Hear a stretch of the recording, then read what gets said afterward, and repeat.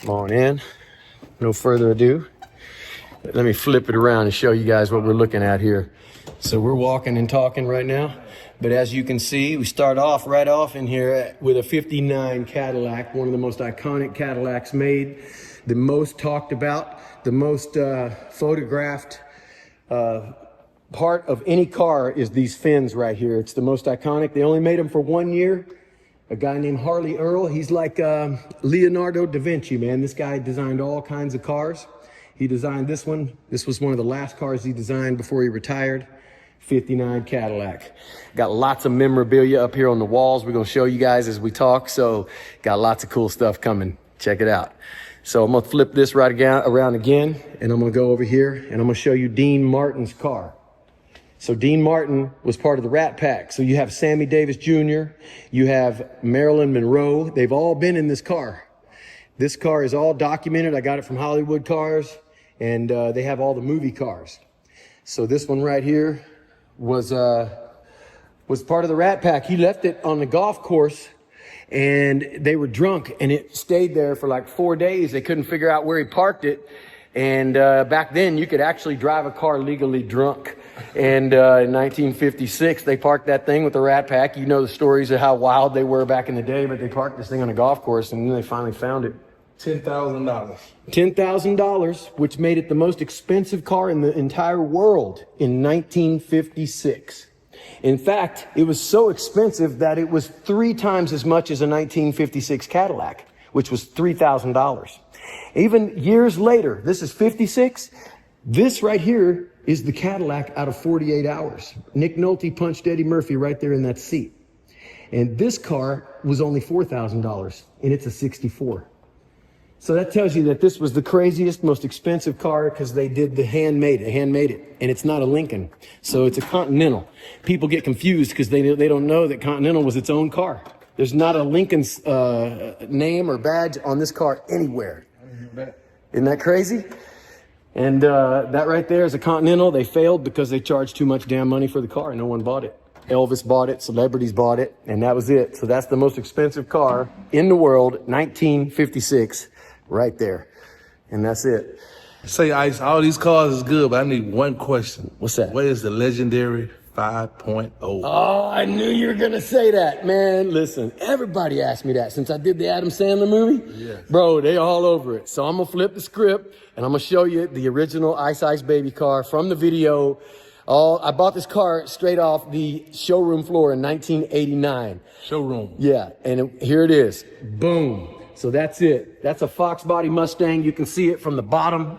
We've rebuilt everything, frame off. So there are a few parts there and the VIN number that's still attached to the Ice Baby, but it's got like 1,100 horsepower, blower, 14-to-1 compression, drag racing 6-speed motor, and all this crazy stuff in it. And I don't drive it, so it's really funny how that works. Just, walk around it, talk around it, like I told you. Huh? I never drive it. Never drive it. None of these. I just walk around them with a cup of coffee, man. I think I'm going to take the keys today when I go to Texas with me. People love talking about this one, man. Speaking of that, your beautiful home, Ice, which one item you would never sell? What item will I never sell? This one, this car. I don't even have to flinch, brother. Listen, I've had this. I didn't even think this thing was going to be iconic, until I did the Adam Sandler movie. Mm-hmm. And then at that point, I was like, oh my God, bro. Everybody where I go, every airport, you still got the 5.0? You still got the 5.0? And the Fox body is back bigger than ever. This right here simulates the last of the great decades before computers ruined the world. Believe it or not, there's no computers. This is the 90s. This is the iconic representation of the 90s. This was when Blockbuster Video was at its largest, right? This was when we was cruising Forest Lane over there. Hey, I was there. Don't think I wasn't. And I'm telling you, we was drag racing. We invented block parties. We would roll up in these things right here, keg parties, underage keg parties. And we would pull up, break dance, beatbox. Remember that? Yes, sir. Man, we invented pulling your back seat out and putting in subwoofers. And I did. I put in some subwoofers in here too, man. This is all 90s. Look, 15-inch, dual voice coil pro, 4,000 watts pumping off in here, blowing the paint off the trunk. You guys know what it's all about. Look, I even had this painted back here by my man in Miami. So he came in and he's like, what you want on that wall? I said, man, we got to put a big old ghetto blaster up in there. And that's what I used to break dance to right there. Back in the day, I used to make $40 a day spinning on my head at the mall. Man. And that's where we did it. Elvis Presley had one of these. This is not his. This is a replica of his. And then I put the ice touch on it. You can see these are solid wheels. They're cut out of a solid block of aluminum. That's not a hubcap. So that's a solid block of aluminum. And then you know how we do it. We candy everything.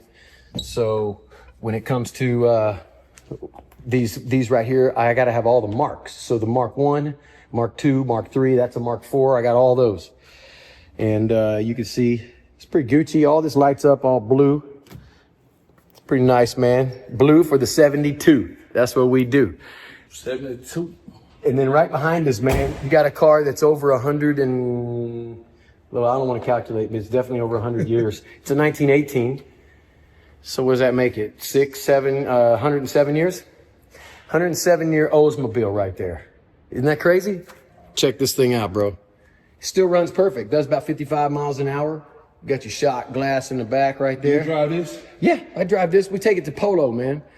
We get all crazy dressed, like you know how them ladies put the hats on and the big shoes, and my wife gets in this, and we'll go to a polo match. It's like, you know, Kentucky Derby where you get all dressed up. But so out of all the cars in here, the 5.0 is the only one you don't drive? No, I don't drive any of these. Okay. None of these cars in this one. This right here is Dale Earnhardt Sr.'s first race car. Valued at over $3 million. That right there. He was 21 years old, came through Mecum. It was restored by Petty Enterprise. And I got this thing as a lucky dude. I got it because I got it before it hit the block. And there it is. That's a museum car for sure. And, you know, that's the thing about these cars. They go up in value. And they're better than, you know, any kind of bank or, you know, whatever you've got. Earning interest money. You can set it right here in a car as long as you keep it, you know, air conditioned in a good, safe place. This thing's going to go up in value more than any kind of bank. So you'll sell this one then? This got the price. Never going to sell any of them. I give them to my kids. You just told me the 5.0 the only one you won't sell. No, you said that's the one I would never sell if I didn't ever have to. If everything would go, that would be the last thing because I'm going to be buried in that motherfucker. Hey, you can set me in there, put my hand on the steering wheel, fill it up with water, freeze that thing and drive it into a frozen lake. There lies the Iceman.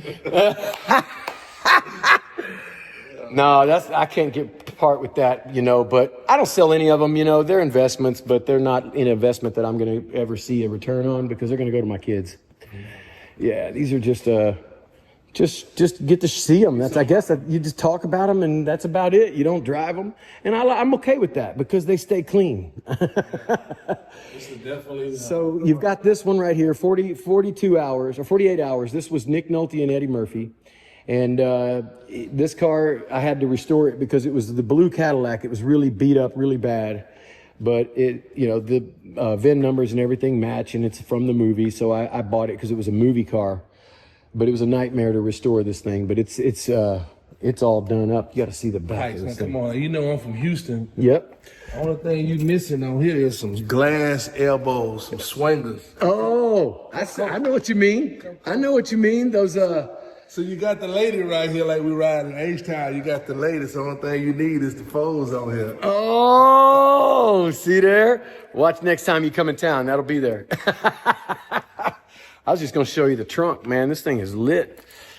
So here we go. Look how this key opens. Zip. That's old school. It's called all iron too. Yeah, man. Let's see what it looks like up in here, So there's a switch. And you can see all iced out for the bodies. Pretty cool. In here's the airbags.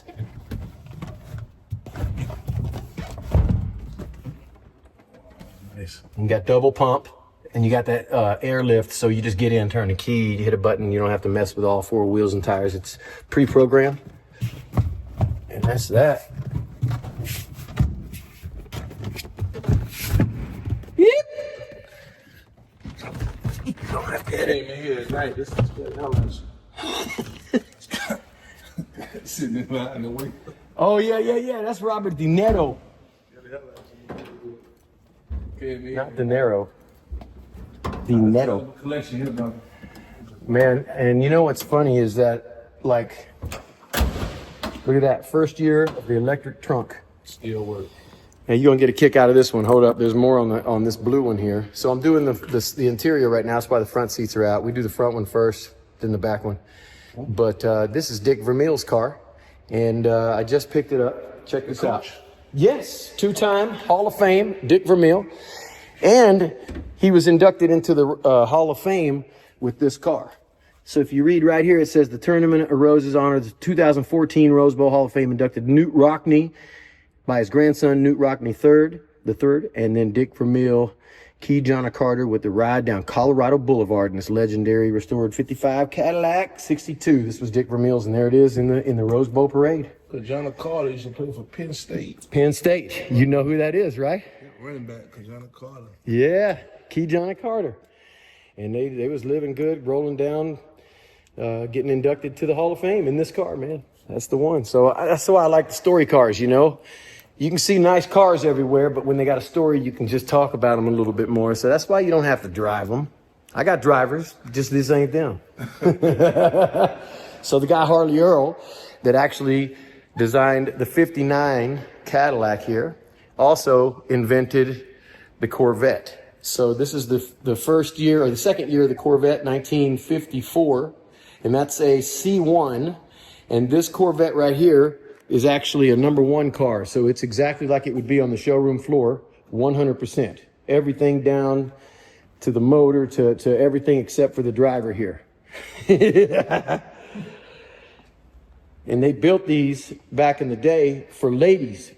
So they built this, and as a competition, they built the Thunderbird over there to compete against this car. Because in the 50s, they actually had cars made for ladies. You and I'm 6'3". We can't fit in there. You the same. No, facts. See, we can't fit in there. A Corvette was actually made for ladies. For ladies. In 54. Yeah, and all the brochures you see that when they come for these cars, they all got ladies and driving them. Hey, when I sit in there, it's like I fit like OJ's glove. It's horrible. Horrible. So I got to show you some really cool stuff. First of all, I'm gonna start off right up here with these jam boxes, because a lot of people are like, what? You got some of these old school jam boxes? Yeah, I collect these things. They're worth a lot of money, man. They go up every day. Even if they work or don't work, they still go up. So do you have one that you used to personally? No, I wish I had, man. I got destroyed those. These I bought along the way, you know, but yeah, I collect them. But they're fun, man. They're cool, you know, just to remember the last of the great decades. And it's the best time. Computers ruin the world. Now I'm gonna show you something really crazy, bro. A lot of people love this. I don't know if you were a Ninja Turtle fan, but I grew up to the Ninja Turtles. I had no cable growing up, so we had basic TVs. I couldn't watch it. Damn. So listen, go Ninja go. That's all I gotta say, and that's all you need to know, because you're about to be a fan from this point on. Here it is.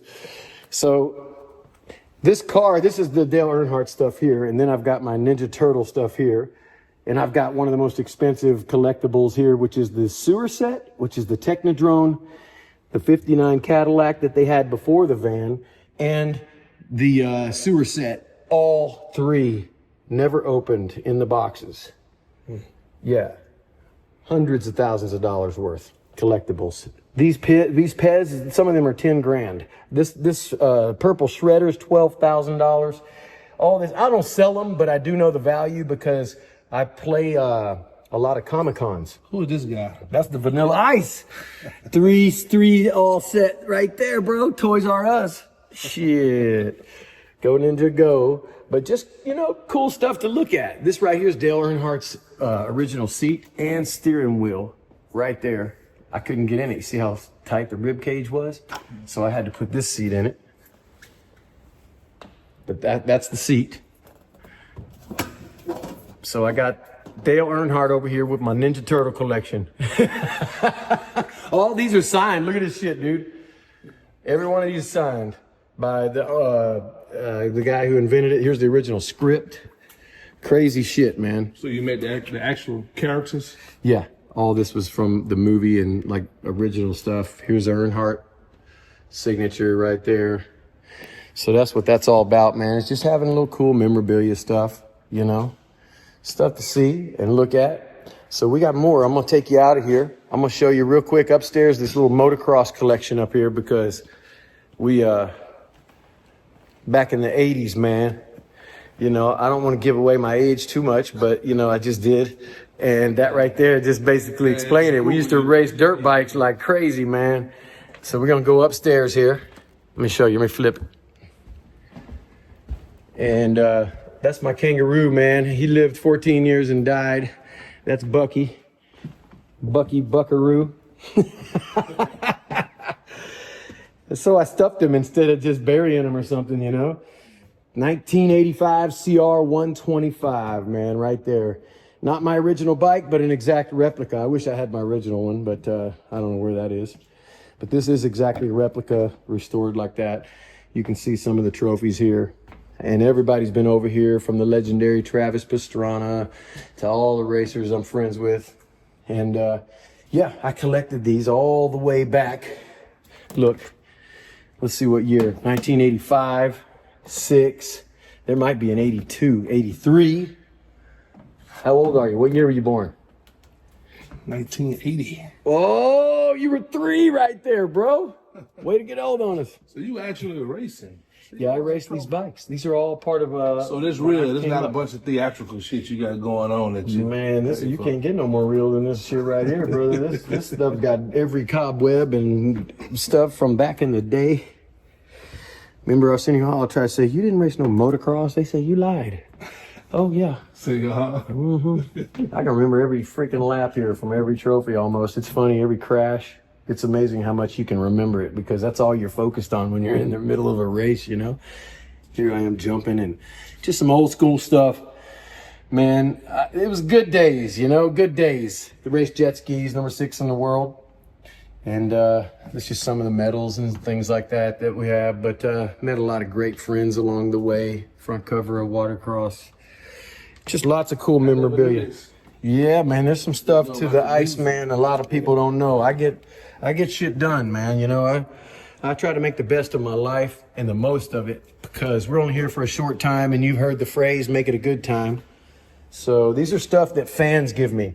Fans will just randomly give me the craziest, coolest shit, and I'll post them up over here. So that big Vanilla Ice thing over there came from Canada. These guys drove it in a minivan and painted that at my concert, drove it all the way here to give it to me and hang it up there. I got an original Seabiscuit or a Secretariat signed photo. I got Muhammad Ali over here. It's cool shit, right? Like, some people may not give a damn about this stuff, but for me, it's part of history and culture, and pop culture is almost dead today. So this is a last remaining, you know, part of pop culture here. He was young on this picture. Yeah, man, he was unbeatable. The GOAT, Jerry Rice. And then there it is, the you know, DIY, the show. And yes, we have a whole new season coming of the Vanilla Ice Project. We just finished up in St. Augustine, Florida. So make sure you creep on it. Don't sleep on that. New season of the Vanilla Ice Project coming soon. But yeah, we got some cool stuff. Mona Lisa, huh? Got the Mona Lisa. We got this one from Paris. Yeah. You know it. That's the real one. All right. Take you hostage. It's the real one. That's the real one, man. Watch out. Could you imagine? That guy right there, John Foss.